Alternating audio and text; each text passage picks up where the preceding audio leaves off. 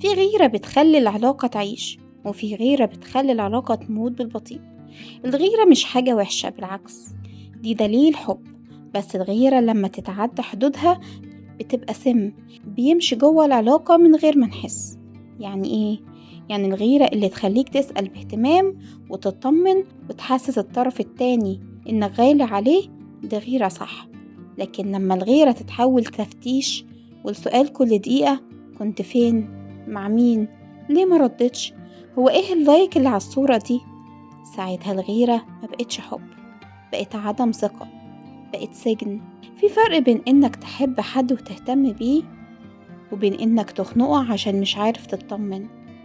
لما الغيرة تبقى تخليك تفقد احترامك لنفسك وتشوف الطرف التاني بيبعد بس مش عارف توقف، يبقى دي مش غيرة، دي أزمة جواك محتاجة تتصلح. ولما الطرف التاني يبتدي يخاف يتكلم ويخاف يضحك ويخاف يعبر، يبقى العلاقة دي بتموت واحدة واحدة، حتى لو لسه الناس فيها. انت غيرت مرة واتخانقتوا، ماشي عادي بتحصل، بس الغلط ان كل حاجة تبقى مشكلة، وكل حد يكلمه او يكلمها يبقى خطر، وكل كلمة تتفهم غلط. اللي بيحبك بجد هيسيبلك مساحة تتنفس فيها، مش هيقفلك على كل حاجة تعملها. هيثق فيك، مش هيراقبك، هيفهمك مش يحكم عليك. والأمان مش بيجي من إنك تمسك في الطرف التاني جامد، الأمان الحقيقي بيجي لما الطرف التاني يختار يفضل حتى وهو حر.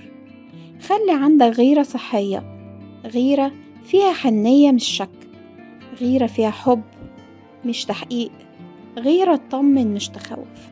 وفي نفس الوقت لو انت اللي بتتعامل مع حد بيغير عليك بطريقة خانقاك، اعرف ان ده مش حب ناضج. الحب الناضج فيه احترام، فيه مساحة، فيه عقل. اللي بيحبك مش هيخليك تفقد نفسك عشان ترضيه، اللي بيحبك مش هيغير لدرجة تكسر قلبك.